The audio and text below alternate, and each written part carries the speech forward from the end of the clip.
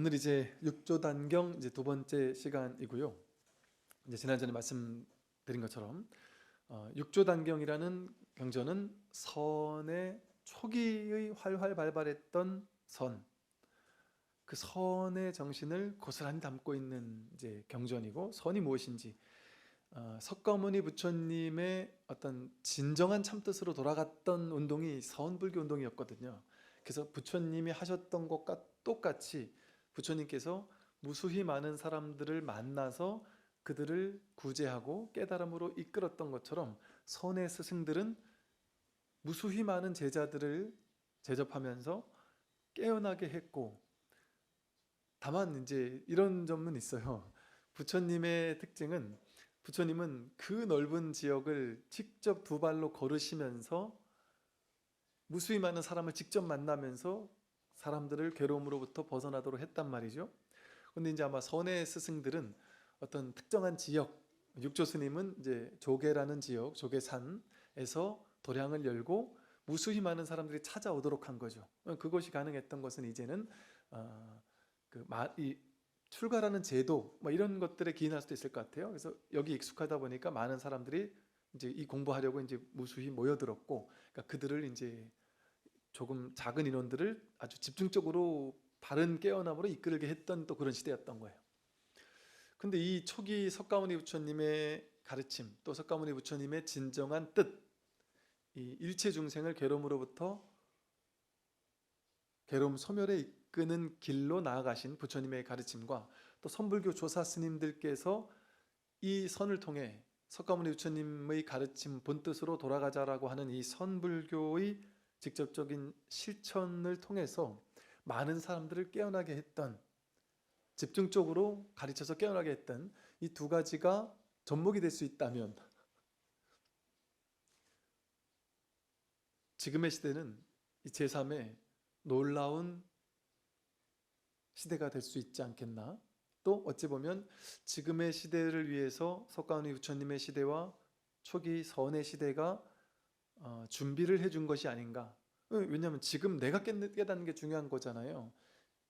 그 과거가 어디 있고, 석가모니 부처님의 시대가 어디 있고, 다른 사람이 어디 있고, 옛날이 어디 있겠습니까? 지금 내가 깨어난다면 석가모니 부처님께서 나를 위해 계셨던 거예요. 육조 스님과 수없이 많은 조사 스님들께서 나 하나 깨닫게 하려고 그 오랜 세월 전에 법을 설하셨고, 이렇게 경전을 남기셨고, 어록을 남기셨고, 그것들을 지금 이렇게 내가 깨닫게 되는 것이죠. 모든 것은 이렇게 지금 우리를 위한, 나를 위해서 일어난 일들이었단 말이죠. 모든 것이.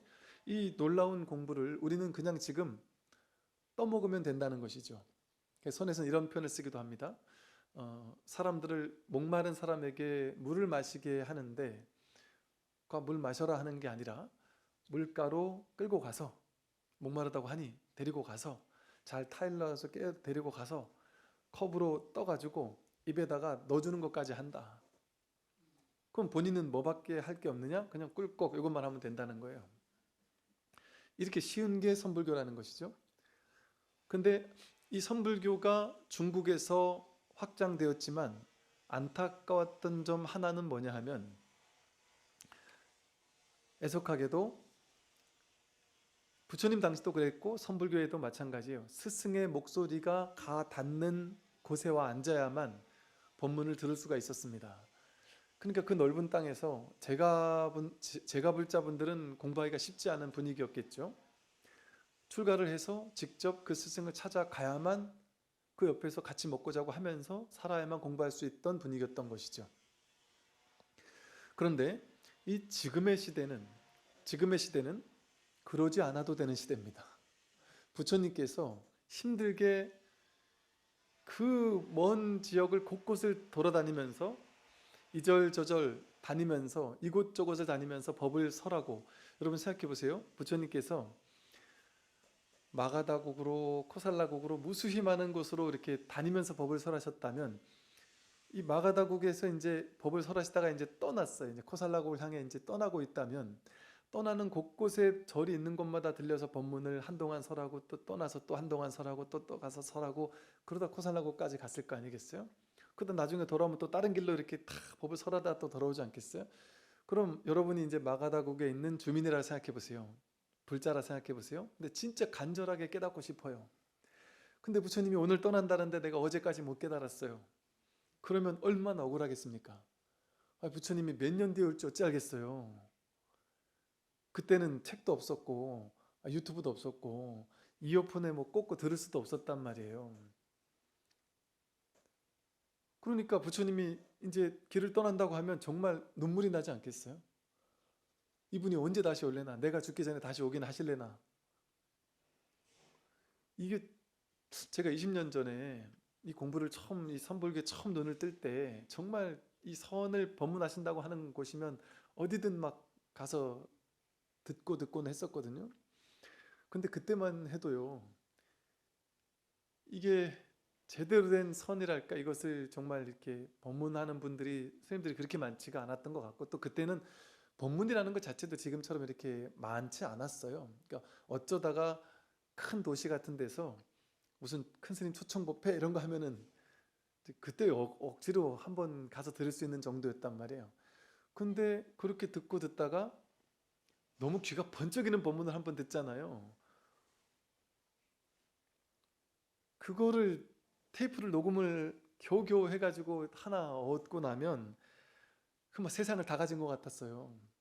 그게 늘어질 때까지 듣다 보니까 이게 너무 좋은 법문을 모르겠어요. 제가 그때 좀 아둔한 탓인지 이게 잘 몰랐다 보니까 번쩍이는 그런 법문들을 한번 들으면 이게 그렇게 확 와닿는 법문이 많지가 않다 보니까 이걸 막 늘어지게 듣다가 그 다음에는 그 법문이 있으면 몇 개를 복사해 놓고 막 그랬었어요.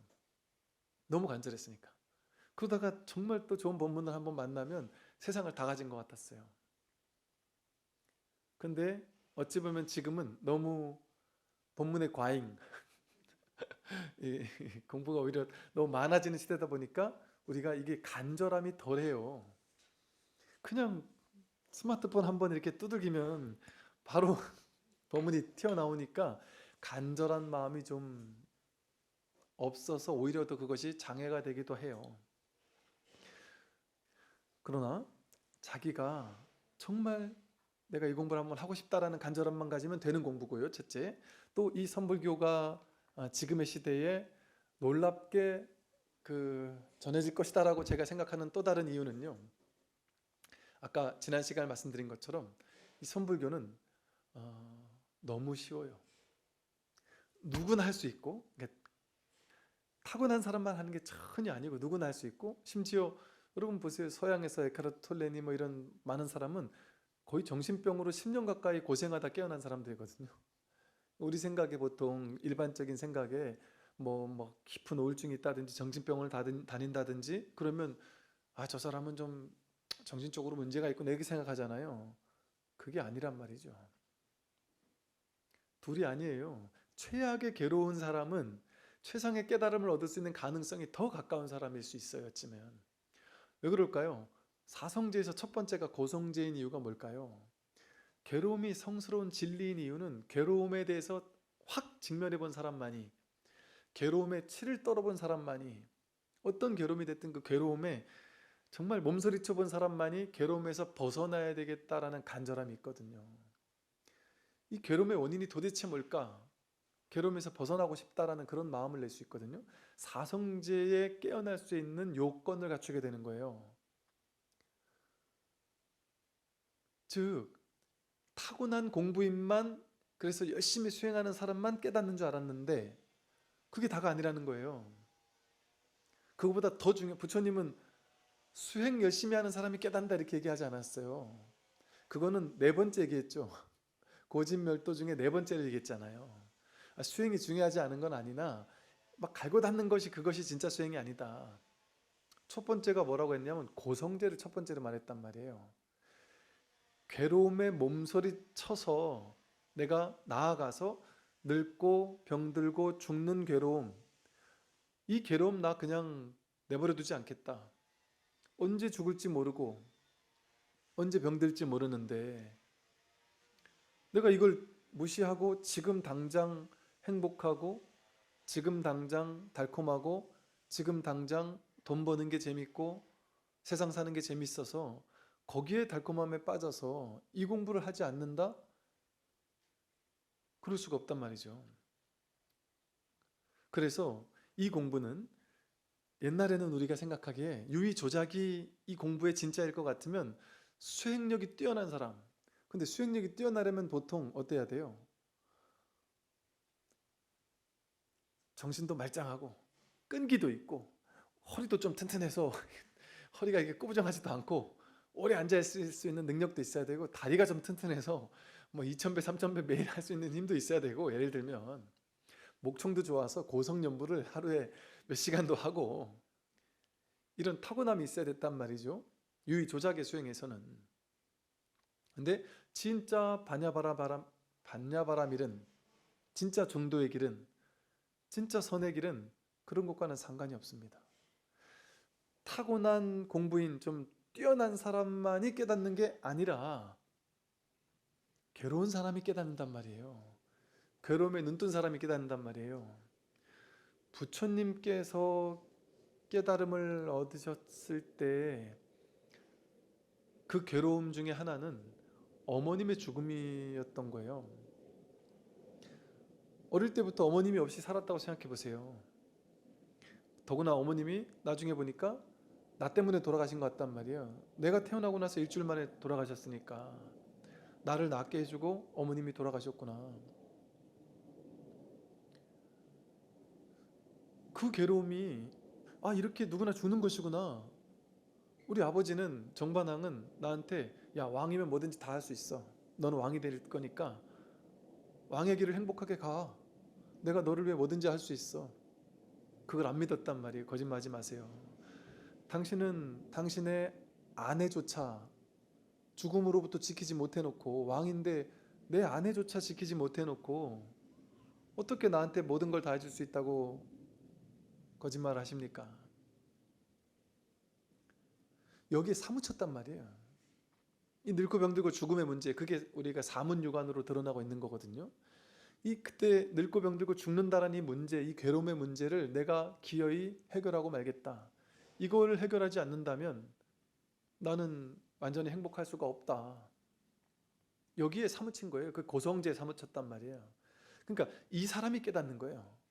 그러니까 타고난 수행의 달인, 명상의 달인들이 깨어나는 것이 아니라, 그 사람들도 깨어나지만, 도성제를 잘 실천해서 깨어날 수 있겠지만, 여기서 말하는 도성제도 우리가 알고 있는 유의조작의 수행이 아니에요. 오래 앉아있는 수행이 아니라 수행 아닌 수행이거든요. 유의조작의 수행이 아니라 무위의 수행이에요.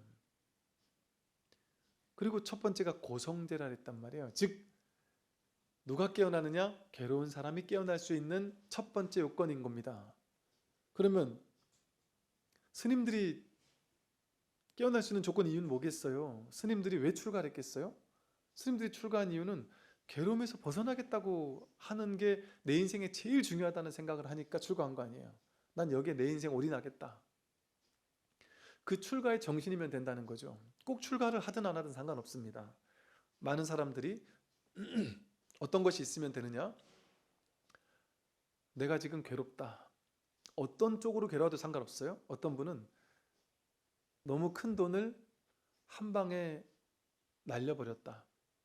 회사를 경영하다가 뭔가 이 투자를 잘못해가지고 돈을 한 번에 날려버리고 완전히 망해버렸다.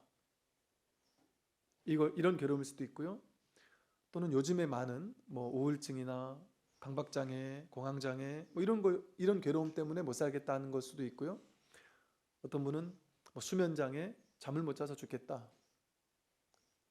어떤 사람은 이게 뭐 통증 같은 걸로 죽을 것 같다, 이런 사람도 있을 것이고, 무수히 많은 병도 있을 수 있을 것이고, 또는 삶의 수많은 문제들, 사람들과의 관계, 대인관계에서 오는 괴로움, 직장생활에서 오는 괴로움, 돈을 못 버는 데서 오는 괴로움, 남들과의 비교에서 오는 괴로움, 어떤 괴로움이든 상관이 없습니다.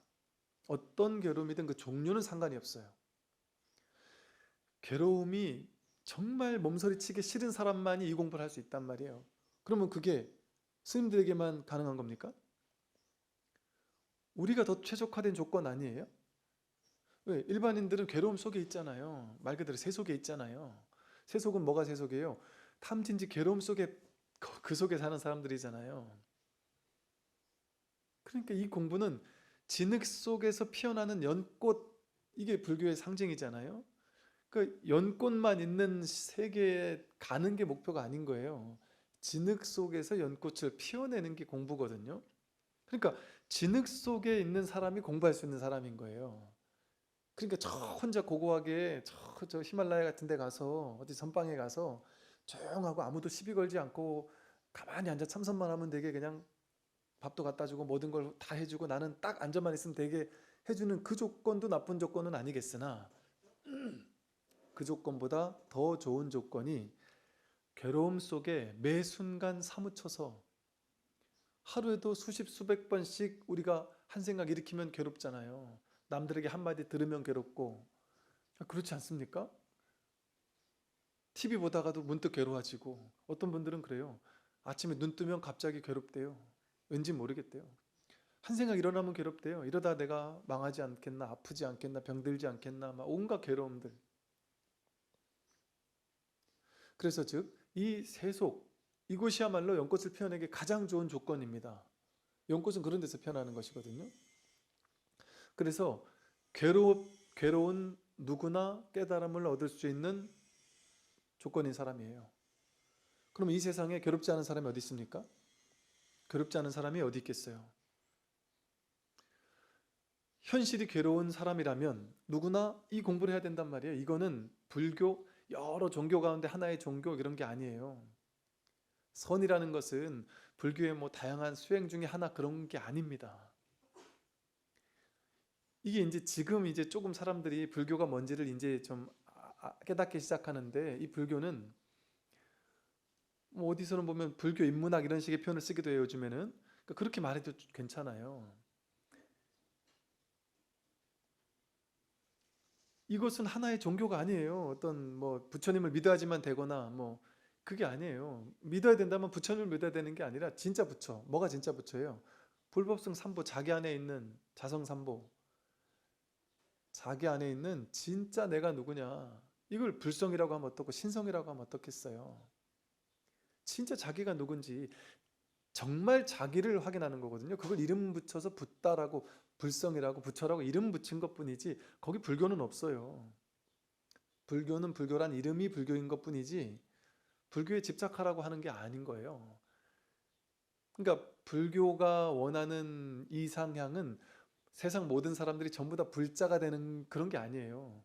그저 전부 다 절에만 오는 그게 목표가 아니에요. 그러니까 손사 스님들은 뭐래요? 제자들 가르치고 나서 절에 묶어두지 않잖아요. 하산해라 이런단 말이에요. 부처님이 출가한 이유는 뭐겠어요? 다시 돌아가기 위해서란 말이에요. 다시 현실로 돌아가서 현실 속에 있는 사람들을 구제해주기 위해서. 그래서 여러분, 부처님께서 깨닫고 나서 석가족으로 돌아갔다가 왔고, 또 그 이후에 어머님이 계시는 천상세계로 가서 어머님에게 법을 설하고 오셨다는 얘기가 있어요. 그게 상징하는 바가 뭘까요?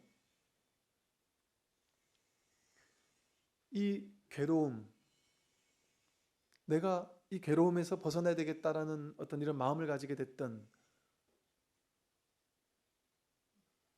그분을 가서 어떻게든 내가 구제해 주겠다라는, 내가 다시 돌아오겠다는 거거든요. 현실로 내 가족에게로 다시 돌아오고 그들을 깨어나게 하겠다라는 거거든요. 거기서부터 일체 중생 속으로 들어가겠다라는 발심이거든요. 그래서 이 공부는 결코 절에서만 하는 것이거나 산사에서만 하는 것이 아니고 명상에 관심 있는 사람만 하는 게 아니고요. 팔자 좋은 사람이 명상센터 가서 이렇게 편안하게 앉아있는다, 그런 공부가 아닌 거예요. 시간 있고 돈 있는 사람이 명상센터 가서 앉아서 명상복이나 요가복 입고, 그래야, 누가 그런 얘기를 하더라고요. 팔자 좋게 어디 제가 명상센터에 앉아있을 시간이 없습니다 하더라고요. 그렇게만 하는 공부가 아닌 거예요. 선에서는 행주좌와 어묵동정 간에 가나 서나 앉으나 누우나 말하나 말하지 않으나 움직이나 멈춰 있으나 간에 항상 여기가 도량이라고 했단 말이에요. 그리고 달마 스님 같은 분도 뭐라 하셨냐면 자기 몸이 도량이라 그랬어요. 자기 몸이. 내가 한 발 한 발 떼고 있는 여기가 도량이란 말이에요. 여기가 공부처란 말이에요. 이게 진짜 생활 수행인 거예요. 이 마음 공부가. 선이 진짜 생활과 선이 둘이 아닌 불이법. 현실이 곧 진실이구나. 현실이 곧 진실이에요. 나에게 처해 있는 이 현실, 이게 진실이거든요. 근데 이게 소화가 안 되잖아요. 나에겐 현실이 괴로운 곳인데 왜 현실이 진실이라고 할까? 궁금하단 말이에요. 그럼 나도 한번 깨달아 봐야 되겠다. 이 평범하고 내가 봤을 땐 이렇게 괴로움 많은 이 현실이 왜 진실이지? 이 현실이 진실이 될 수 있다면 우리 삶은 매 순간순간 놀라운 아름다움이 아니겠습니까? 괴로움 없이 매 순간순간 살아갈 수 있는 것이 내 삶의 현실이 될 수 있다면 이걸 안 할 수가 있어요? 이게 왜 불자들만 해야 되는 걸까요? 이거는 불자들만이 아니에요. 지금 이제 앞으로는 인류가 해야 되는 공부예요. 누구나. 그런데 이게 종교적 편견이 있으니까 이걸 자꾸 스님들은 불교만 하는 데다 이렇게 생각해서 그렇지 그런 게 아니에요. 이 공부는. 누구나 해야 되는 공부고 불교 용어 하나도 안 써도 상관없는 공부예요. 이 공부는. 그래서 지금의 시대가 이렇게 통합 융섭의 시대인데 종교적으로도 마찬가지. 지금 제가 불과 한 5년 10년 안쪽에서 요즘 느끼는 게 그거예요.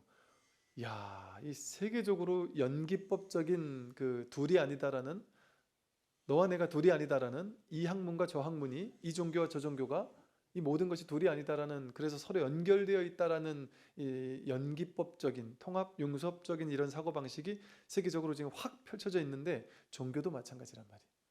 그러니까 벌써 10년 그 전부터 무슨 기독교 난 종교는 기독교인데 명상하는 불교를 수행하고 있다. 천주교인데 불교를 수행한다. 유대교인데 불교를 수행하고 오랫동안 명상을 한다. 이런 사람들이 많아지고 있었단 말이죠. 우리나라도 마찬가지예요. 그 이유가 뭘까요? 지금 그러니까 제가 요즘에 좀 되게 놀라운 현상을 겪고 있는 것이 저는 이게 10년 전만 해도 이러진 않았거든요. 저희 절에 오는 사람은 다 불자였거든요. 거의 다. 근데 요즘 최근 들어 많이 겪고 있는 최근 몇 년 사이에 겪고 있는 놀라운 일이 뭐냐 하면 법문 들으러 오는 사람들도 기독교 천주교 신도님들도 상당히 많고 저한테 상담하는 분들도 자매님들도 상당히 많고 그냥 그분들도 전혀 어색하지 않게 느끼고 당신의 신앙 상담을 하고 당신의 개인 괴로움 상담을 와서 하는데 본인도 전혀 이상하지가 않고 저도 이상하지가 않고 그리고 당신이 저는 원래는 천주교예요 원래는 기독교예요 이런 게 아니에요. 지금도 계속 가고 있는 분인 거예요. 근데 그게 이상하지 않단 말이죠. 지금 시대는. 처음에는 저도 좀 낯설었어요. 근데 이분들이 벌써 마음을 확 열고 오시니까 야, 시대가 이렇게 벌써 열리고 있구나. 그러니 타종교나 무교에게는 이게 해당되지 않는 공부겠습니까? 그럴 수가 없어요. 왜냐하면 불교는 불교라고 이름만 묵은 불교가 아니에요. 불교라고 정해진 어떤 틀이 없습니다. 형식이 없어요. 그런 모든 형식을 깨뜨리는 게 불교의 진짜 정신이거든요. 그 금강경에서 말하는 상을 깨라는 거잖아요. 상은 다 깨고 불교라는 상은 깨지 마 이렇게 하던가요, 금강경이? 처음에는 상을 깨라 그랬다가 나중에 가면 뒤로 가면 뭐라 그래요? 법상도 깨라 된단 말이에요. 이건 법이다. 불교는 진짜 법이다 하는 그 상도 깨뜨려야 된다는 얘기를 하잖아요. 이거는 불교라는 특정 종교를 얘기하는 게 아니라 괴로운 모든 사람들이 가야 할 길이에요. 불교에서 말하는 깨달음이란 무엇이냐 하면 괴로움이 사라지는 길이에요. 단순한 거예요. 괴로움이 사라지는 거예요. 근데 괴로움이 사라지려면 어떻게 해야 되는지 아세요? 나라는 망상에서 벗어나야 돼요. 이 몸과 마음이 나다라고 하는 이 가장 최초의 분별, 망상. 이게 깨져야지 괴로움이 사라지고 괴로움이 사라진다라는 말은 곧 내가 누군지를 확인했다라는 말이고 내가 누군지 확인했다라는 말은 나와 세계가 무엇인지 나와 세계는 동시에 창조되거든요. 연기적으로. 나를 깨닫는다는 것은 나와 세계의 본질이 뭔지를 동시에 깨닫는다는 거예요. 그렇기 때문에 저절로 괴로움이 사라져요. 내가 누군지를 확인하면 저절로 괴로움이 사라져요. 그러니까 다른 말이 아닌 거예요. 깨어난다, 진실을 확인한다, 참나가 누군지를 확인한다, 불성이나 신성을 확인한다, 견성한다, 열반 해탈, 괴로움을 없앤다. 다 다른 말이 아니에요. 그러니까 이 공부는 괴로움을 없애는 공부니까 이게 어떻게 불교겠어요. 불교라는 틀이 오히려 진짜 사람들을 깨어나는 걸 방해하고 있죠. 불교라는 틀이 어쩌면. 그러니까 불교라는 틀 넘어까지 가야 되는 거죠, 사실은 이 공부는. 그리고 앉아서 특별히 수행해야 되는 게 아니에요. 사실은 부처님 당시를 보세요. 법문 듣고 깨달았단 말이에요. 모든 제자들이. 아함경 니까야 읽어보세요. 부처님께서 법문하시고 그 법문 듣고 법문 끝에 몇 명이 아라한가를 증득했다, 몇 명은 아나한가를 증득했다, 몇 명은 수다한가를 증득했다, 그런 말이 계속 나와요. 근데 그 말을 보고서 제가 아함경 니까를 읽어보면서 이거는 좀 아무리 경전이라도 좀 뻥이 심하네 이랬단 말이에요. 이렇게 생각했어요, 옛날에는. 근데 지금은 아, 이게 뻥이 아니겠구나. 정말이겠구나. 정말 그럴 수 있어요. 부처님 법문 듣고 몇 명이 깨어날 수 있다니까요, 그 자리에서. 부처님 10대 제자들 처음 왔을 때 부처님이 한 일주일 정도 앉아가지고 대화했단 말이에요. 사성제 8정도 삼법인 같은 거 설해주면서 대화를 통해서 법문해 준 거예요. 그러고 나서 깨달았어요. 법문 듣다가 깨달았단 말이에요, 제자들이 다. 부처님은 계속 뭐 하신 분이에요? 길 위에서 사람을 만나서 법을 설해준 분이거든요. 그런데 타고난 공부인들에게만 법을 설한 건 선사스님들이라면 부처님은 일체 중생에게 다양한 방편을 두루 설했단 말이에요. 기도가 필요한 사람에겐 기도하세요 했을 것이고, 조금 성격이 안 좋은 사람에게는 착하게 복을 지으세요 했을 것이고, 윤리도덕적인 보시에 대한 법문, 시론, 윤리도덕적인 착하게 사는 법문, 개론, 생천론, 열심히 착한 일 많이 하면 복된 일이 벌어진다, 복을 받습니다. 요즘 말로 하면 근기가 아직 안 되는 사람한테는 기도 열심히 하세요, 너무 힘들고 괴롭고 하시면 열심히 기도하면 부처님께서 가피를 주실 겁니다 라는 방편을 쓸 수도 있었겠죠.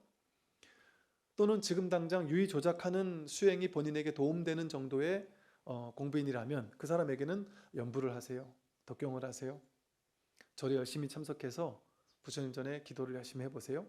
그러면서 한 10분씩 앉아서 참선 좀 하고 자선을 하고 생각을 비우고 고요히 한번 해보세요. 이런 말도 했을 수 있을 것이고, 경전을 좀 독송하세요 라고 할 수도 있었을 것이겠죠. 그러니까 부처님은 이렇게 다양한 방편을 다양한 법문에 근기에 맞게 응병여약으로 병에 맞는 약을 주셨단 말이에요. 그걸 대기설법이라 그래요. 근기에 맞는. 왜 대기설법이 중요했느냐? 모든 사람을 만나다 다녔으니까.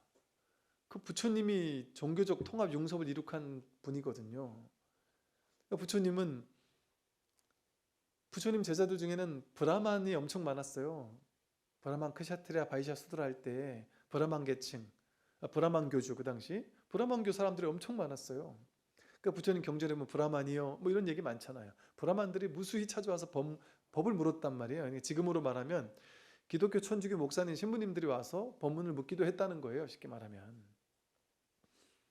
육사 외도들, 다양한 종교 사상 철학에 있는 사람들이 찾아와서 물었단 말이에요. 거기 하나하나 답을 설해줬단 말이에요. 그게 왜 틀린지를, 그 허망한 망상을 깨뜨려줬단 말이죠.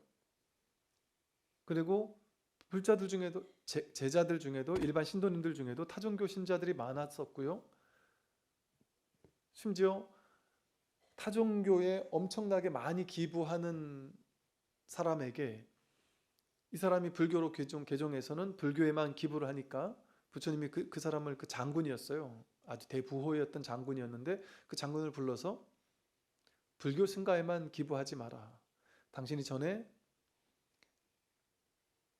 자인화교 신자였는데 자인화교에 기부하던 것처럼 자인화교 수많은 수행자들이 당신에게 기부를 받고 살았을 텐데 지금 먹고 살 게 없지 않느냐. 똑같이 예전에 했던 것처럼 자인화교 수행자에게도 똑같이 보시를 하고 기부를 해라 라고 법문을 하셨단 말이죠. 그러니까 즉 종교의 틀에 갇혀 있지 않았단 말이에요. 부처님도, 부처님 당시의 수많은 공부인들도. 그게 붓다의 정신이에요. 이 공부는 불교랑 상관이 없는 거였거든요. 부처님은 불교를 창시해서 불교를 교세 확장한 분이 아닌 거예요, 사실은. 그냥 많은 사람을 만나서 괴로움을 소멸시켜 준 거예요. 그러다 보니까 괴로움을 소멸시켜 주는 어떤 특정한 어떤 방법, 패턴, 가르침이 나왔겠죠. 그걸 나중에 이제 정리해 가지고 교리화 시킨 게 이제 부파불교의 어떤 잘한 점이거든요. 교리화 시킨 체계화 시킨 것이. 그게 불교의 정신이에요. 그게 바로 지금 이 시대에 다시 구현되어야 하는 정신인 것이죠. 이 유튜브에서 또는 BTN 불교 TV에서 이 법문을 듣는 사람들은 어떤 사람이겠어요? 저는 정말 많은 사람들이 TV를 통해서 옛날에는 불자는 불교 TV만 보고 기독교는 기독교 TV만 보고 천주교는 천주교 TV만 봤는 줄 알았는데 요즘엔 안 그런다는 거예요. 저부터도 사실은 목사님 신부님 얘기 듣거든요. 그분들이 그냥 듣는다는 거예요. 요즘에는 듣다 보니까 어떤 분들은 그래요. 잘 듣는 게 몇 개가 있다 하면서 어떤 목사님, 어떤 신부님, 어떤 교수님 또는 어떤 스님 상관없이 듣는단 말이에요. 정말 들을 만한 것이 무엇인지를 보고 듣는 거지 이게 어떤 종교냐 이거는 상관이 없다는 거죠. 그만큼 열려 있는 것이죠. 그게 사실은 종교의 본질이에요. 본질. 열려 있어야만 그 열려 있는 가운데 열려 있다라는 걸 뭘 뜻하냐면 닫혀 있다라는 거는 내가 선택적으로 연다는 거거든요. 어떤 가르침이 왔을 때 선택적으로 열고 닫고 열고 닫고 한다는 거예요. 그거는 내가 열고 닫는 지식적 기준을 가지고 있다는 거예요. 요런 얘기를 하는 사람은 진리, 요런 얘기하는 사람은 진리 아니야. 이렇게 내가 판단 기준을 가지고 있는 거예요. 그러니까 자기 생각을 가지고 열고 닫는 거예요. 그러니까 거기는 뭐가 있어요? 분별심이 있죠. 자기 분별을 가지고 세상을 판단하는 거잖아요. 그러니까 그렇게 하니까 내 생각을 견고히 하기 위한 공부만 하는 거예요. 완전히 열지 못하는 거죠. 그래서 이 공부할 때는 열린 마음이 중요해요. 그래서 완전히 열린 마음을 가지고 공부를 하다 보면 내가 마음을 비우고 열어놓고 정말 들어보자 하면 여기저기 정말 많은 사람들을 들어보면 거기서 제한적으로만 들으면 죽을 때까지 그거밖에 몰라요. 예를 들어 어떤 사이비 종교에 갇혀 있다. 그러면 죽을 때까지 그 얘기만 듣다 죽는 거예요. 그것만이 진리라 생각하면서. 그런데 활짝 열린 마음으로 내가 일단 어느 종교를 믿을지를 선택부터 할 것이 아니라 일단 다 들어보자. 어디서 하는 얘기 모든 걸 다 들어보자. 그러고 나서 마지막과 결정하겠다라고 생각한다면 어떨까요? 다 들어보니까 열린 마음으로 다 들어보니까 뭐가 옳은지 그른지가 자기 안에서 답이 나올 거 아니겠어요. 그러고 나서 마지막에 딱 선택을 하는 거란 말이죠. 택법각지, 법을 택해야 된단 말이에요. 그렇게 열린 마음으로. 지금이 바로 이제 그런 시대입니다. 그래서 이런 시대에 이 선불교는 놀랍게 많은 사람을 깨어나게 할 겁니다. 왜? 이건 벽이 없으니까. 이건 그냥 법문을 듣기만 하면 깨어나니까. 부처님이 그랬듯이, 선사 스님들이 그랬듯이, 선사 스님들의 전통을 언하대오라고 불러요. 언하변호 이래요. 말 끝에 깨닫는다. 법문 듣고 법문 끝에 깨닫는다는 거예요. 법문 듣고 깨닫는다는 거예요. 법문을 듣기만 하면 저절로 내가 나를 확인하고 싶어지고 자기의 본래 면목을 깨닫고 싶어지고 내가 누군지를 알고 싶어지고 어떻게 하면 내가 이 괴로움을 소멸할 수 있는지에 관심이 가고 늙고 병들고 죽는 것에서 정말 내가 해결될 수 있다는데 나도 정말 그러고 싶다라는 간절함이 생긴단 말이에요. 그리고 이 법문을 통해서 그 관심 없던 사람들에게도 내 인생에서 정말 중요한 게 뭐지? 나는 지금까지 돈, 명예, 권력, 지위 이런 걸 향해 달려왔겠지만 그것보다 더 중요한 건 없을까? 그거에 대해서 정말 중요한 게 뭔지를 궁금하게 질문을 던진단 말이에요. 그래서 스스로 답을 내게 한단 말이에요. 스스로 이 공부가 정말 중요한 것이구나라고 간절해지게 만들어 버려요. 그러고 나서 이 법이 뭔지를 궁금하게 만들어요. 저절로. 법문이 계속 그런 얘기를 하고 있단 말이에요. 그러니까 법문을 듣기만 해도 저절로 불성이 뭔지, 자성이 뭔지, 본래 면목이 뭔지, 진짜 내가 누군지 어떻게 하면 내가 생사를 해탈할 수 있는지, 괴로움에서 벗어날 수 있는지 정말 궁금해지기 시작해요. 너무 간절해지기 시작해요. 그래서 어느 순간 나도 모르게 하루 일과가 틈만 남은 법문을 듣고 싶어요. 나도 모르게 경전을 보고 있고 어록을 듣고 있고 이 공부에 관심이 그칠 줄을 모르는 거예요. 그리고 이게 재미가 있어요. 어느 정도는. 그러니까 재미가 있다는 게 세속적인 재미가 아닌 거예요. 관심이 저절로 간단 말이에요. 그러니까 이거는 유의 조작이 아니에요. 억지로 하기 싫은데 억지로 선방에 와서 그래도 와가지고 앉으세요 이렇게 얘기하지 않는단 말이에요. 억지로 절에 오세요. 억지로 절에 와서 법문 들으세요. 안 한단 말이에요. 억지로 귀에 꽂고 법문을 들으세요. 안 한단 말이에요. 근데 저절로 그렇게 된단 말이에요. 저절로. 왜? 그 저절로 왜 그래 되는지 아세요? 내가 정말 궁금해지거든요. 이 궁금함을 해결하는 게 내 인생의 제일 중요한 일이 되거든요. 왜? 이걸 해결하면 인생의 모든 문제의 근원에서 해결돼 버리니까. 그게 명확하니까. 그러니까 이 공부가 제일 중요해지는 거예요. 그러니까 이 공부를 해결하는 것, 이 궁금함에 답을 내는 것, 이게 가장 중요해지는 거예요. 내 인생에서. 그러니까 너무 궁금해 죽겠는 마음, 막 깝깝해 죽겠는 마음, 이걸 정말 알고 싶은 마음이 간절해진단 말이에요. 그러니까 자꾸 법문을 듣는 거예요. 그게 바로 화두가 들린 상태가 되는 겁니다. 즉 누가 왔는데 화두 하나 주세요. 그래? 알겠어. 뜰 앞에 잣나무 들어? 그거 어떻게 들어요? 그냥 들어. 방법 없어. 머리로는 하지 마. 그냥 들어. 이러면은 딱 공부하겠다고 마음 낸 사람은 할 수도 있겠지만 우리 같은 일반인들은 그걸 왜 듣는 건지 그걸 뭘 하는 건지를 모른단 말이에요.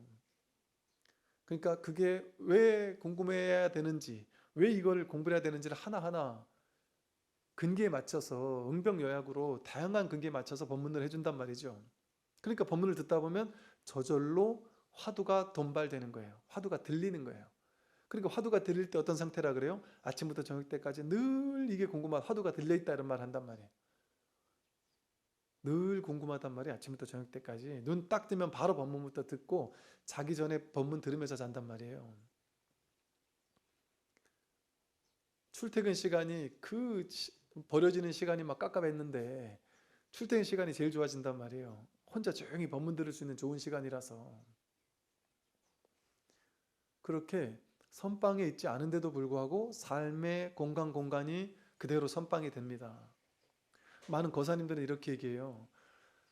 퇴근하고 맨날 술 한잔 마시고 집에 가는 게 낙이었는데 그냥 저절로 술을 안 내가 억지로 하는 게 아니라 저절로 술을 좀 자꾸 덜 먹고 싶어진대요. 왜? 퇴근해서 집에 가서 차라리 그 시간에 한 바퀴 내가 산책을 하면서 법문 더 듣고 싶으니까. 아니, 술 먹다 깨달았다 이런 얘기는 잘 안 들어봤을 거 아니겠어요? 그러니까 내가 어쨌든 법문 듣다가 깨어난다니까 언하되어 한다니 내가 하여간 이 법문을 들어봐야지 맨정신으로 이렇게 저절로 되더란 얘기를 한다는 거죠. 이렇게 화두가 저절로 돈발되도록 해주는 게 조사선의 방식이에요. 그래서 조사선의 스승들은 매일같이 법문을 했습니다. 아침 저녁으로 조참법회, 만참법회, 정기법회, 큰 법회, 작은 법회, 시중, 대중들에게 법을 보여준다. 온갖 법회가 많아서 하루에도 몇 번씩 법문을 했단 말이에요. 지금 여러분이 그거 하고 있지 않아요? 집에서? 매일같이 1시간, 2시간, 3시간 틈만 나면 법문 듣고 있지 않아요? 그게 바로 조사선의 깨달음 얻는 방식입니다. 매일같이 법문을 들었었어요. 궁금하니까. 그러다가 문득 내가 누군지를 확인한단 말이죠. 이것은 어려운 게 아니에요. 전혀. 정확히 생활 속에서 할 수 있는 공부입니다. 누구나 할 수 있는 공부이고요. 또 하루 일과가 너무 바쁜 사람 이 공부하기 더 좋아요. 오히려 조용하고 한 곳에 가서 너 지금부터 3일 동안 내 법문만 들어라. 처음에 한두 시간, 두세 시간은 되다가도 안 되고 또 아예 오늘은 하루 종일 법문만 들을 수 있어 하면 이게 괜히 자꾸 딴 생각 나고 집중이 안 된다니까요. 그런데 일과 자기 직장 생활하고 내가 할 일이 있잖아요. 그러면 하루에 틈을 내야 된단 말이에요. 그런데 어렵게 이렇게 틈을 30분, 10분 냈다. 그 10분이 얼마나 달콤한데요. 그 10분 들을 때 정말 집중해서 듣게 되고 그 10분이 이거 아는 사람은 알 거예요. 그 시간 내기 어려운 가운데 잠깐 10분, 20분 내서 본문 듣는 게 정말 간절해요. 정말 귀하게 느껴지고. 그러면 그 10분이 사실은 공부가 더 잘 될 수도 있어요. 매일 듣고 있는 것도 나쁘지 않을 수 있지만 그렇게 간절함이 있으니까 하루 중에 잠깐 짬날 때마다 야 잠깐 내가 시간 낼 수 있겠구나 해서 조용히 그냥 조용한 곳에 와가지고 혼자 조용히 집중하고 있는단 말이에요. 누가 또 그래요. 이 직장 다니는 분이 잠깐 10분 20분씩 그 조용히 방이 있대요. 그 방에 가서 그냥 앉고 눈을 감고 이렇게 본문을 듣다 보면 한 10분 듣다 보면 한 5분 듣다가 5분 잔대요. 그러고 나서 나오면 일이 훨씬 잘 된대요. 자고 있나니까. 그러겠죠? 괜찮단 말이에요. 상관없다. 그게 간절함의 표현이거든요. 사실은 그 내용이 중요한 게 아니에요. 본문의 내용이 중요한 게 아니에요. 그 간절함을 안고 10분 동안 앉아 있었다라는 그 사실이 중요한 거거든요. 여러분이 절에 와서 본문 듣는 내용이 중요한 게 아니에요. 여러분이 오죽 간절하면 몇 시간을 차를 타고 이 먼 곳을 와야 되겠다라고 생각하고 그 길을 오고 가는 그 시간이 바로 공부 시간이란 말이에요. 그러니 그 어렵게 와서 듣는데 여러분이 집에서 틀어놓고 들을 때보다 더 간절하게 듣지 않겠어요? 그게 공부인 거거든요. 그게 공부를 시켜주는 거거든요. 그래서 이와 같이 지금은 부처님 당시의 시대, 서원의 시대가 그 단점을 완벽하게 보완되는 시대예요. 이렇게 BTN 같은 곳에서 또 유튜브 같은 곳에서 전국 전 세계 어디에 있든 누구나 발심한 사람이라면 누구나 마음 편하게 언제나 들을 수 있는, 법문을 들을 수 있고 이 공부를 할 수 있는, 그래서 누구나 깨달을 수 있는 이 공부를 할 수 있는 시대란 말이죠. 그러니 이거야말로 명상보다 훨씬 쉽지 않아요? 접근성이 너무 쉽잖아요. 접근하기 어렵지가 않잖아요. 누구나 접근할 수 있어요. 이거 TV 보는데 돈이 들어요? 자기 마음만 있으면 누구나 할 수 있는 공부란 말이에요.